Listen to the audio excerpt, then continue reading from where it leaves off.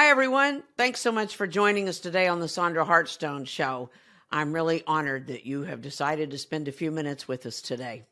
I also hope you're checking out heartstonenetwork.com. This is a place where we are aggregating lots of content that we hope will inspire you, teach you, motivate you, encourage you. There's all kinds of content, teaching, testimonials, you name it.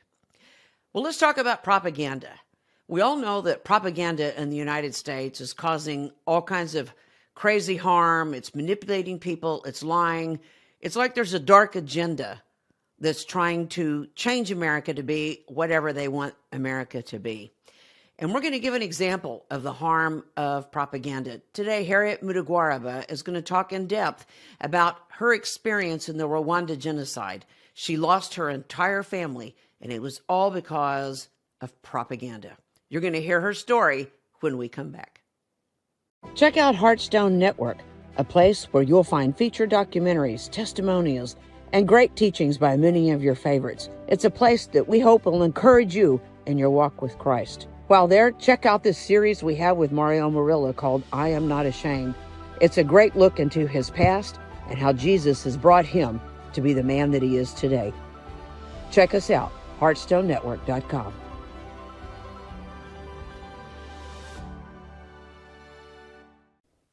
Welcome back. Thanks so much for joining us today.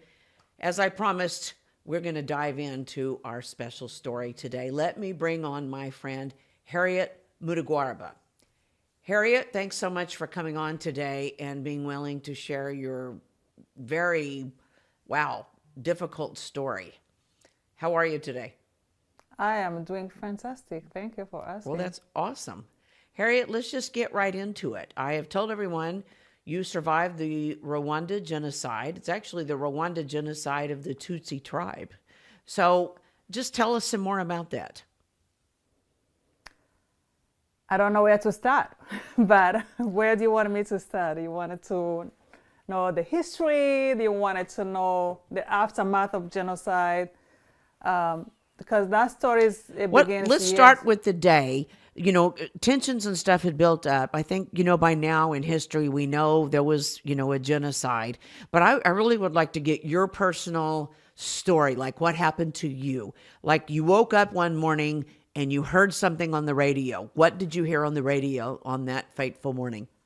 Well, the oppression began years since before 90s and 50s. That's when the government started oppressing the Tutsi tribe. But then, that's a long story, in the 90s, they increased the propaganda, and they have this anti-Tutsi propaganda, and they even come up with the 10 Commandments, Hutu 10 Commandments, which will describing Tutsi tribe as the enemy of the country or enemy of a Hutu people. And the young people really will encourage, they incited hatred against Tutsis, and the government had roadblocks everywhere in the country to prevent Tutsis to escape. And that time from 90s, we as the Tutsis were not allowed to leave the country because the government was planning what they called apocalypse. That was the end of the Tutsis human being in our country, that everybody was going to be killed. Because I read that the goal was to kill 1,000 Tutsis every hour. Every hour, yes. Wow. And they made the list. They made the list of every Tutsis in the neighborhood and everywhere. So they knew where we lived. They knew our everyday activities. And then April the 7th, the genocide began all over the country. There was a radio called LTLM, that's a French, that was encouraging, inciting people, telling them, you need to grab your weapons and search them in their homes and kill them all. And we're telling them that if we kill all of them, we're going to take what they had.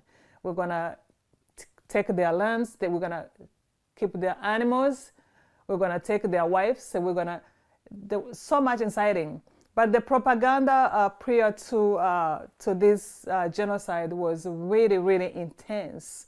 I remember every Saturday in the neighborhood, that we have these meetings with the radio and the music. This music was nothing. The music was pretty much in our language, but singing about hate and how many they're gonna kill and how they're gonna kill us. And we calling us. Let me, Harriet, just give everybody a visual on this. You weren't like living in one part of town and the other tribe somewhere else. You guys were like neighbors. These were neighbors and people you worked with and played with and even married, right?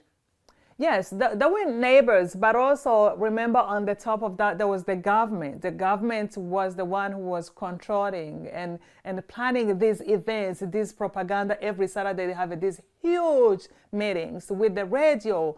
The leaders in a villages that we join and incite and tell them, singing the music that was just of hatred and dehumanizing Tutsi tribe that we call us snakes, cockroaches. And in their speeches, that we say that in a 59, when it was the first killing happened, that we say that in a 59, we did not kill all of them. This time around, this is our opportunity. We're going to make sure that everybody is killed, because we're talking about the people, the Tutsis in diasporas, that we made the mistake. We should have killed all of them in 59. And in 59, that's when my grandpa was killed. My father grew up without a father because I lost my grandpa. I wasn't there, but my father and my mother, they both experienced the killing in 59. So then in 1994, the killing began. They used machetes, the roadblocks everywhere. They killed the people with a knife. People paid money to be protected. Some of them, they would say, "Don't kill me with a knife. I give you the money so you can shoot me." So there was people died in a torturous way that a human being have ever faced in this world. Because this is like with machetes and stuff, right? It's not like machetes, with guns. It's knife, machetes. crabs, spears, and for so many years, with this oppression, the propaganda, Tutsi tribe had no voice. Our voice was taken away. And we learned how to cope with oppression. And that's what happened when there is so much propaganda and oppression. When your voice is taken away, you get to the point where to learn how to cope with your pain and your oppression so that you can survive, so that you can see the next day. So 1 million of people were killed in less than 100 days. And then after we got a new government, and now another journey began, because we had to give a proper burial to our family members. During that time, I lost my mother, my siblings, pretty much everybody in my family. I have one sister who survived. And because you were like at school, right? You were at school. No, I had left the Rwanda. So what happened before the 7th, the killing started all over the country, I was able to leave the country and go to a neighboring country. So when I came back, you escaped for fear of your life, right? When I came back, my whole family was gone, and I had one sister who survived. And since I was older in my family, a lot of people were gone anyway, but I had to be responsible to make sure that my family, my father, my siblings, and aunties and cousins were given a proper burial. And that's when we started to exhume their bodies and buried them at the memorial sites. Well, now tell me about that morning that you woke up, and what did you hear on the radio? So the radio, over the radio, the beginning that's right away when they started to kill, they were telling people, get up, grab your machetes, grab your knife, go find every Tutsi enemy cockroaches where they are hidden. We're going to kill them. Today is the day. And they were going to say that they're going to tell those Mauritians that you're going to be rewarded after you kill those enemies. And you couldn't call your family and warn them? No, I couldn't that time because, before, when genocide began, there was no funds anywhere. But also, there was no way to, there's no way you can be in a church with somebody in a place where there is a war, or, people are hiding and all over the place. And who's gonna, yeah. I can't imagine. So you're sitting in another place, and you've heard that they're coming after everyone to kill them, and you're just sitting there. I mean, like with no new information. I mean, what was that day like? It was I would say that it was a terrible day of my life, because you feel your heart place, and you feel that you kind of in a denial. Is this really happening to me? Is really this happening to another human being? Is really, you kind of wish it was a dream, and that the next morning when you wake up, it's gonna be just like a nightmare. It's gonna be like any other day. Say, oh, I had a bad dream. That was a terrible dream, but it wasn't a dream. It was happening, and it was happening to my family. So how long after those 100 days? I mean, did you know anything about your family for 100 days, or were you left in the dark for those 100 days? Those 100 days, I didn't know anything about my family, but the time I was living not far from the border of Rwanda, and I've seen a lot of refugees, people were escaping the killings and coming, and really wounded people. And I remember there was an hospital by the border where the Red Cross and other humanitarian cars will go and pick up the refugees and take them to the hospital. Most of them were missing arms, air, eyes, breathing. And I remember one time I get up, I say, I need to go search among those people. And maybe somebody from my family can be among these refugees. And I took days, I went to hospitals, and I helped a little bit. And the hospital was overwhelmed with a lot of wounded people. People would die in a tent outside. And I searched, and I didn't see anybody from my family. And I had my father's cousin who lived in a city, and he sent me a letter. I was in a village at that time in Burundi, and he sent me a letter saying that, I'm so sorry, but everybody's gone. And that time, I didn't even know that my sister had survived. Oh my gosh. Oh, Henriette, when did you go back to your village? Right away after the beginning of 90, the genocide ended in July. So right away in the beginning of 94, January, I had to go back. But it was at this time that in my mind, I didn't want to go. There was nothing to go back for. And I told myself that I'm going to be a refugee forever. I'm going to stay in this country. My whole family is gone. So why should I go back to Rwanda? And for some reason, God is so good. And for some reason, my sister had survived. And for some reason, somebody who knew that I was still alive told my sister that I was in Burundi. And my sister sent me a letter. And the letter was saying that everybody was killed, but I survived. So when I saw the letter, I was like, wow, I couldn't believe that my little sister survived. She was 13 years that time. And I told myself, this is the reason I can go back to Rwanda. And I packed my things, a little bit that I had, I went back to Rwanda to meet with her. And that time she was living with my aunt, who was married to a Hutu man, and that's how my auntie survived. Oh my gosh. So how does a person recover from that? How did you move on? How did you function? I mean, that's just too much trauma. It is by the grace of God. I would say that I lived in those dark moments, the aftermath of genocide, from losing all the homes we had. My parents had the 2 homes, and we had a lot of animals, like really country beautiful. A lot. We had a lot. We had enough. I wouldn't say a lot, but we had enough. And then you get from losing people. And I always tell people that it took me years to remember that my family used to have a house or cows or any other animals, because my whole mind was focusing to the human being that I lost. Things didn't mean anything. It took me years to, by the way, we used to have a home. By the way, we used to have a days. Because my whole time, it was it was just to see that I have lost everybody in my family, that I will never see them again. But as a believer, I know that I will see them again in heaven. And when I gave my life to Jesus Christ, he changed me, and he changed me forever. He brought back the joy.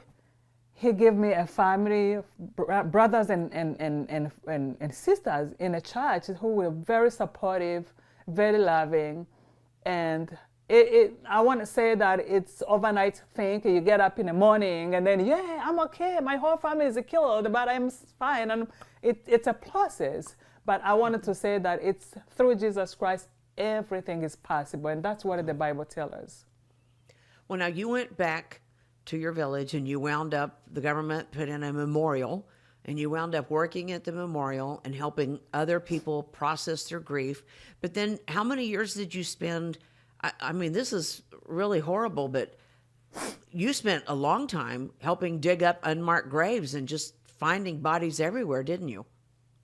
Yes, and I would say that there is so much healing in serving others. Healing, so much healing? So much healing in serving others.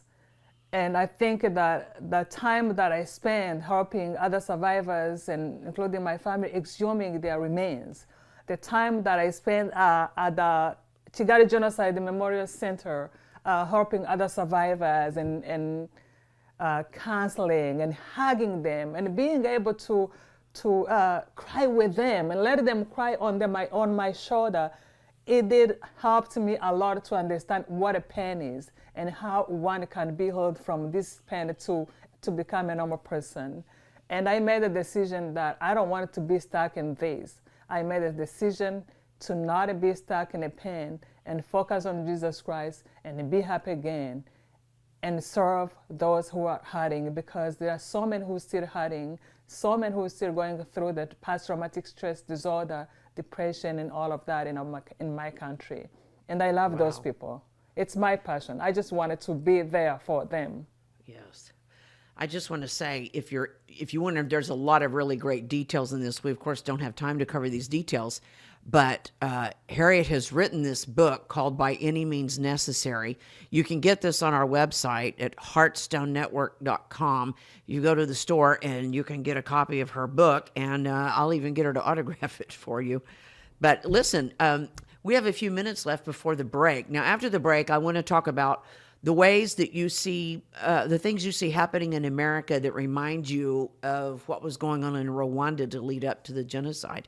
But let me bring on Darla Ryden. Darla is with the Texas Apostolic Prayer Network, and Lindy-Ann Hopley, excuse me, is a preacher, a pastor, evangelist, and from South Africa. And you have been to Rwanda. I understand, Lindy, haven't you? You've been to Rwanda and seen some of this aftermath. Yeah, I had the awesome privilege of going to Rwanda with missions groups. And it was so funny because I actually, on the way back, I had missed my flight. And so I had to get off in Rwanda. They put me on one of those motorbikes, and off I was to my friends who actually had a ministry for those girls who as children lost their parents and then were forced to go into prostitution. I mean, I heard stories of people that would give their bodies for a piece of bread, for a Coca-Cola, because they were so broke, they had no one to look after them, and so they went into prostitution. And so I just said to her, can we go out? Can we go out into the village? Let's go minister to some of the ladies. And it was so powerful because God said to me, talk to this prostitute about baptism. And it was the wildest adventure. I sometimes feel like I can write a book on just 24 hours in Rwanda. Before I knew it, this lady said, yes, I need to give my life to Jesus. And yes, I want to be baptized. And as we started walking her back to the house, I would just say, ladies, it's time to get baptized. It's time to come out of Egypt. It's time to walk into the promised land. And people would just start jumping in. And before I knew it, and as you can see, Henriette, just gorgeous, tall, skinny black ladies following us, and all we had is this tiny bath at the house, and literally as their heads were going in, their legs were popping out, and And it just was so powerful. And then after we baptized them, there's this whole group of women that are now out of prostitution that come for a Bible study. And I got to literally minister to them while the motorbike is back to pick me up for the airport, because I'm 24 hours later, I'm catching the same flight back to South Africa. Wow. And I got to see, just how God, as Henriette said, God can redeem anything. He can make what was broken. He gives us beauty for ashes. What's ashes? Something that's already been offered on another altar. And I said to them, girls, I used to do what you do. I just never charged any money. And if God can save me and use me, I'm seeing people jump out of wheelchairs, miracle signs and wonders. I'm so humbled by that, because I would have thrown myself in the trash if I was the Lord. And but He's amazing grace that saved a wretch like me.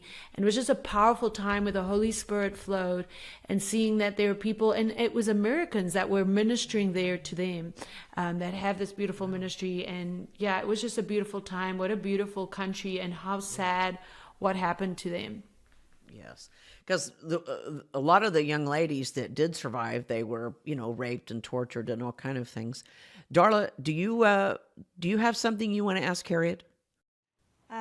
Yes, I was taking a few notes, Henriette, and I just think it's incredible how you were talking about having no voice, but learning how to cope with your pain while you are having to learn how to just live another day. And then I also think, we all have trauma. Lindy-Ann's trauma is different. Mine's different. I don't think any of mine compares.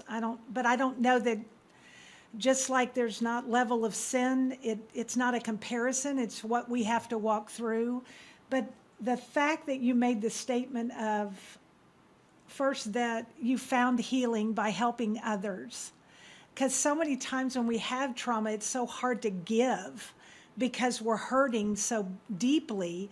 And then how you said, I just chose to be happy. All right, I'm choosing to move forward. And I think those two things, and also where we are right now as a culture, I feel like we're losing younger children because they don't feel like they have a voice, and they're just coping to try to make it through the next day. The suicide rate's up, and so I'd love to hear your thoughts on some of those. How you were able to, come through this and have such hope, Well, like I said, it's not something that happened overnight. And you just need to be aware that when it comes to trauma and, they call it invisible wounds, because nobody can see it. Only you can feel it. Only you can know what it is. And you feel it and you live with it. When it comes to, invisible wounds, it's so hard for people to share, to expose, because everybody wanted to be strong or called strong. So I always tell people, don't be strong. Nobody's strong. Share your pain with somebody that you trust, at least somebody that is close to you. I'm pretty sure everybody has a friend. Is it somebody, even if it's not your family member, just somebody around you who wanted to listen and to hear you and to hear your pain. It's very important that when it comes to invisible wounds, that you share with somebody. But also, if you need a professional help, it's okay to go seek for a therapist and talk to them of what you went through, because what is happening, especially with the men in my culture, and it's men everywhere. Men are men. Okay, nobody's not. They're listening. They tend to not be open to their invisible wounds. They wanted to be men. They wanted to be strong, and the trauma is real. PTSD is real. Depression is real. It's very important that people understand that it's share with somebody. Seek for help. Right. Now, praying is really good. You have, like in my case, when I joined the church, I joined the good church. It was a very small church where everybody knew everybody. They knew where he lives. They welcomed me, and I was hanging out with them. But also, I learned how to pray. I learned how to take my pain to God, Yeah. and that helps a lot in many ways. Hold that thought, Harriet. We have got to take a break. I just want to remind people, by any means necessary, Harriet's book. We've got to take a commercial break, and we're going to be right back. Many people know about our clinic, but most don't realize we help patients around the globe reach their health goals. Deep down, you know there's got to be a way to get there, but you don't know where to start. Our starter plan is the first step. You'll get everything you need to experience a health transformation in 120 days. You'll start by resetting your health with a 2-week detox. Then you'll implement our proven anti-inflammatory food plan. On top of this, you'll get a 120-day supply of essential supplements, omega-3 and vitamin DK, as well as our homeopathic drops to accelerate your health goals. Go to Sherwood.tv now and use the promo code on your screen to receive this exclusive offer and save a total of $80. This is your path to more energy and better health.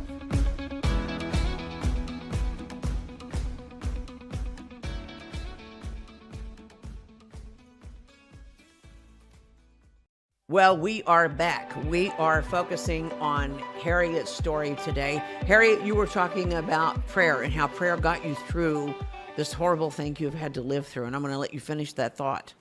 Well, I remember when I was in those days where I was in these dark moments of my life, and I lived with my aunt, and there was one moment where I couldn't even go out and socialize with the people who came to visit us. I just wanted to be in my room, and I couldn't even look in people's face. I didn't see any value, too much pain, and then and I began to pray. And there was a moment I tell people that Jesus found me. I wasn't looking for God. I wasn't looking for Jesus. I knew about Christianity. I was born and raised Catholic. But he found me in a place, in a dark moment of my life where I was angry to God. If he was there and if he was loving, why did he let my whole family being killed? If he was loving and if he was there, how about my little sister who was only 3 years? But he found me in my heart. One day I felt that the only way that I felt that it was this thing that I needed to speak to somebody, and it wasn't going to be a human being. I was going to be in front of God and cry it out and tell him what I felt at that moment. And that's what happened. When I learned when I started giving my life to Jesus, and I knew that I can go and cry out to him, that's how I receiving my healings. I have a pastor of mine who used to text me and say, "Do you still praying with a lot of tears?" Well, there was a moment where I was praying with a lot of tears because I was hurt. And there was a moment when I was praying with a lot of tears because I was rejoicing to what God have done in my life. Yeah. Well, I just can't imagine all that you've been through. Harriet, what do you see? We've had talks where you tell me you see things in the United States as far as oppression and propaganda. You see stuff building up just exactly like it did in Rwanda that led to these horrible things. Tell us, as somebody coming to America, you weren't born and bred here, what do you see that's troubling you? I love this country. This is my adopted country. I love this country so much, and I love to want America because what happened to my country in 1994 can happen anywhere. It's just a matter of how people plan this, and nobody's immune to what happened to my country or other mass atrocities that are happening in the world right now. There is so much propaganda that I see in this country. Maybe I say this because I have lived it. I've seen it in my country and what it does to our country, to our nation. I can tell that I see the divisions. I came here 14 years ago, and I feel it, and I see it. And sometimes I feel that I can just scream and say, "Wake up, guys, something is happening here." And it's not noble, it's not benign what is happening. You see young people when everybody who does propaganda, they're always behind the young people, because the young people, they're so easy to be corrupted. Their mind is so easy to be corrupted. So my message is to this country that I love so much is just be careful of what you intake when it comes to propaganda and media. Save your country, save your family, and be really careful. And make sure that it's very important that we start having this tough conversation and being open of what we see. We see divisions in our families. In a lot of American families, I have families that do not talk to each other anymore because of their political. It's tough. Well, what is it you think? What's your advice? What do we need to do? Well, like I would say that as a Christian, as a believer, we need to turn ourselves to the Lord and pray hard for the country, and we're doing it. And it's very important that we pray for our nations, we pray for our neighboring countries, we pray for our families. And the conversation we have in our hidden place in our tables when we are in harm, when you're home, Sondra, with Josh and Chelsea, have those conversations that build the country, that loving neighbors, and speak up when you see evil happening. So, Darla, what's going through your head right now? She's just giving us so much to pray about and focus in on. I think some of the things that are hitting me are exactly what she's saying. We're seeing just what I was just saying a while ago about the younger generation has a suicide rate of, 40% or something. They're changing their gender because there is so much being bombarded at them with propaganda that's saying this is real, and yet it's not real. So what I see is a lot of, I think as a nation right now, we're in a lot of trauma. We are as a nation in trauma, and I don't even think we're aware of how heavy it's weighing upon us. And, it's back to what we have spoken a few different times about. We have to not be afraid to speak. We have to start being a voice and stepping out as best that we can, to bring this forth. And this may sound a little crazy, but a couple of, a week ago, I was taking my son to go look at houses, and we ended up going late to a restaurant here in town that's just a little pizzeria. And we sat down, there was just our table and another table. It's 3:30 in the afternoon, not lunchtime, nobody's eating. The place is called Fuzzy's Pizza.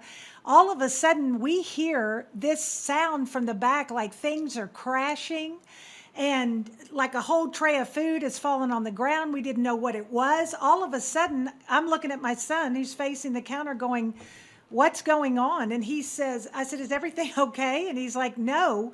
I turn around, there's a young man that's bringing the trash can from around the back, throws it on the ground. He knocks down the cooler that has the desserts in it. All this glass goes flying. I mean, he takes the register off the counter. He threw the phone off the counter. I mean, we're just sitting there going, what is going on with this table at the back? We hear them saying, everything's okay. We've got it under control. And you're thinking, what do you have under control? and it's nothing compared to what you're saying, but it was a moment of pinch me. Is this really happening, or am I this stuff dreaming? used to not happen. Nothing like this. And then he's beating the door down, trying to break the door, the glass door. He goes outside and walks off like he's leaving. Then he turns around, comes back, beating the floor to ceiling window. And all of a sudden I pulled a Lindy-Ann on it, and I started to get up, and I was going to dress that spirit. And instead I went, maybe I should just stay seated. And I turned around and pointed. I said, in the spirit of the living God right now, I say, you spirit of mayhem, anger, frustration, leave in the name of Jesus right now. And all of a sudden the guy, not because of me, but I'm just saying, taking the authority in the spirit, he goes running off. And we find out afterwards that the other couple, or the people that were sitting behind us, they were packing. They had guns. And I mean, Were they ex-cops or something? One of the guy was a cop. So that doesn't happen here per se, like it does in some of the states, but Texas hasn't been that kind of state, or I've lived here my whole life, but this is what I'm saying is we're seeing this increase of trauma and anger. That people are just, they're beginning to break. And we have got to come forth with this sound that you are telling us, and sharing with us. So that's, I don't know, that's how it's hitting me. There's a generation that is desperately waiting. Go, Lindy. If I can interject here, coming from South Africa, we had apartheid, which was the segregation of races until 1994, which is interesting because the Rwandan Genocide just started at the same time. But, we saw what propaganda and media can do when you keep putting gas on a fire of trauma, unforgiveness, bitterness, and hatred. The Bible actually says that unforgiveness will lead to murder. And the crazy parallel, because in South Africa, we then had, instead of the reconciliation with man of peace, Madiba, Mandela, president, it was really a setup where we had propaganda, and the anger and the hatred within our black people grew so much that they started murdering white people. So it became a reverse racism, and no one wanted to talk about it because there's this false thing around minority groups or this or that, and which brings it back to America. Like, wrong is right and right is right. Doesn't matter what the case is. And so when I started seeing the BLM movement here, and I realized this isn't about reconciliation, this isn't even really about empowering the black people. This is really putting gas on a fire of hatred and unforgiveness that needs healing. So not like, hey, you're now entitled because something wrong happened to you. Listen, my own father was murdered by 3 black people in my home. It doesn't give me permission to now go out and take a battering ram and go after black people.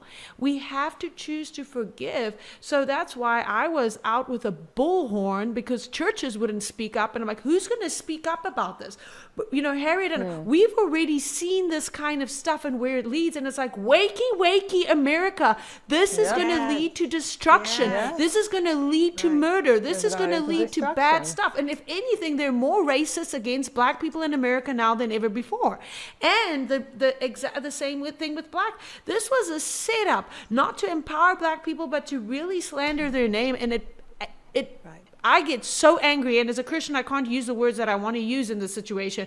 But I went with a bullhorn, and I was preaching the gospel at Black Lives Matter Plaza, saying, this is the truth. They're leading you in the wrong direction to think if you just punch your pain out or steal Gucci stores and do this and that, it's going to make it better. No, it's not going to make it better. And you are robbing you're robbing honor and respect for your people group from the next generations by entering into this unforgiveness, bitterness, and entitlement that came up like never before. And then obviously that just created a lot of pain in all the races that are here. You're releasing a stronghold of bitterness and hatred over the whole nation. Well, what I hear from both of your stories, again, is you're sitting here looking at, we're promoting slavery. Because in reality, it just brings everything down, because truth brings freedom. Yeah. And yet we continue to listen to the lies that are propagated, or murder, which separates us anymore. So we hold on to these divisions, which continues to cause us to separate, where God said, Jesus came and said, look, I love diversity, and the one thing that we can't, that none of us are in control of is the color of our skin. But the one thing that we have in unity is every single one of us bleeds red. And it was his blood that made the way for us to come in. So, this is heavy, and it's deep, and it's tragic. Yes. I mean, there's like a movement to take away. There's a movement to take away our identity. You know, if you're an American, you're bad. If you're white, you're bad. Right. And so even on social media, I've been seeing these things on social media, like this TikTok that people post, and they're like apologizing for who they are. It's absurd. Let me tell you, all of racism is absurd because when you think another race is inferior, to me, that's calling up and saying, hey, God, I know you're perfect and all that. However, the day you created whatever group of people, you must have been having a bad day. Well, you know what? I don't have that kind of guts. The government fears unity. That's the whole thing. When you look at what's happening, it's a tyrannical takeover, and they had to break any unity they can to make the people weaker. Because if the people actually rise up together, we are more. We're in the majority. And if you look in the Bible, there was the place where they were building the Tower of Babel, and God in heavens and the angels were like, we better go down there because they're too powerful, united the way that they are. Let's split them up. And he created the split. But then he said, Jesus said, I come back as the cornerstone and I will unite them again by giving them all. What did he do? He split them with different languages. When he came back, he said, now I give them tongues. I give them all the same language that they can be united again. And so Let's be the prayer for this country. This be the prayer for this country. Like just the way you said it. See, they want to get rid of Christians. They don't like Christians because, you know, if you're Christian and you know who you are, you're going to fight against this. I don't see them trying to tear down any other religious groups. Do you? Yeah. It's Christians.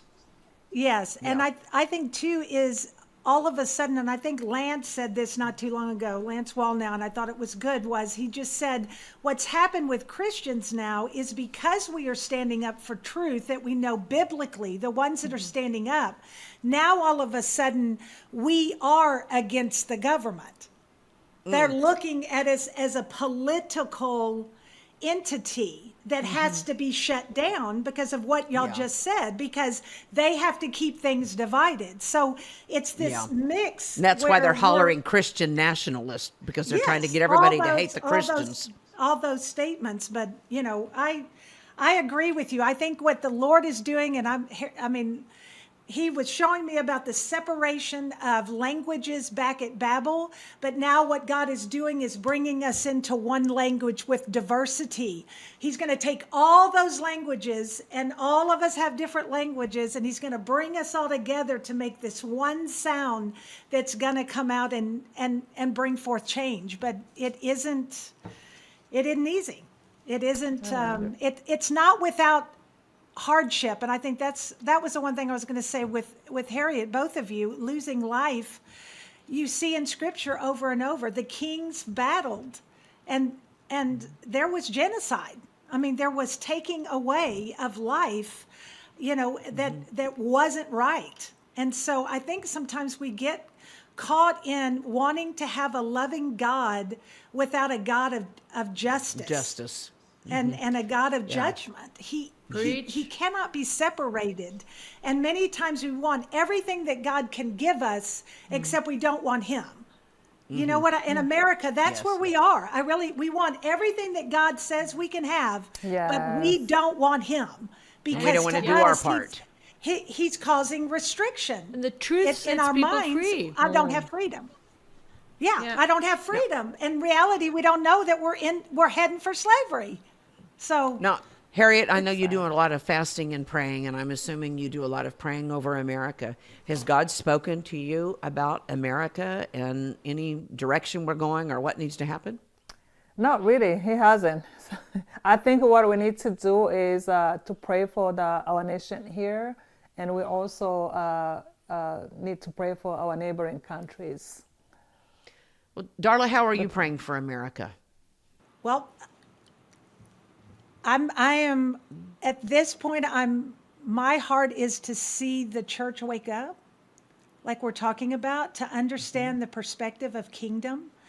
I think for a long time I'm more of the apostolic church people, is that we focus a lot on the demonic and that focus there. And what I really feel like God is moving us to is, yes, there are principalities, there are giants, there are things that are there to destroy. But where God's saying to us is, I need you to move forth for restoration, reformation, and transformation, because that's the God that I am. I can take something that's horrible and I can shift it. He had a people that disobeyed him. They ended up losing their nation, Israel. They were genocide, trying to get rid of them completely. And in one day, he turned that nation around and gave them back the land.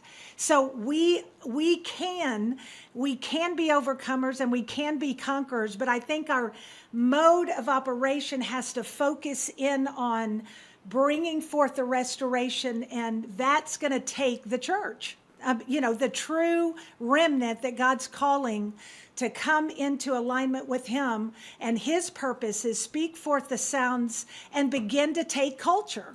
The 7 mountains, in the ways that he's bent us, the way that he's made each one of us to take different areas and use our giftings. The hardest thing, I think, so many times with people is that if you don't fit my mold or what I'm doing, then okay, you're over here. And God is saying, hey, I need Lindy-Ann. I need what Henriette has. I need what Sondra has. I need to get those other pieces and come together and utilize that. Wow, what a power we could be if we work together instead of. Amen.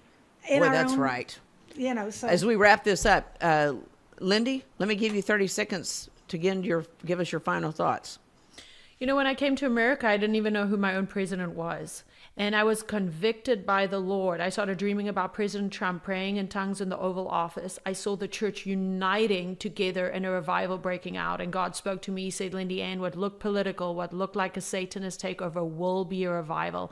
And my message to America is hold the line, advance the line, and know that revival actually means to bring that which is dead back to life. So no matter how dead the situation looks, no matter how dead the corruption looks and the election fraud and the COVID and this and that and this tyrannical takeover, and and we're seeing people drop dead. I mean, what's happening is insane. It is like a genocide all over again. It is that bad. But the reality is God is able to resurrect the dead.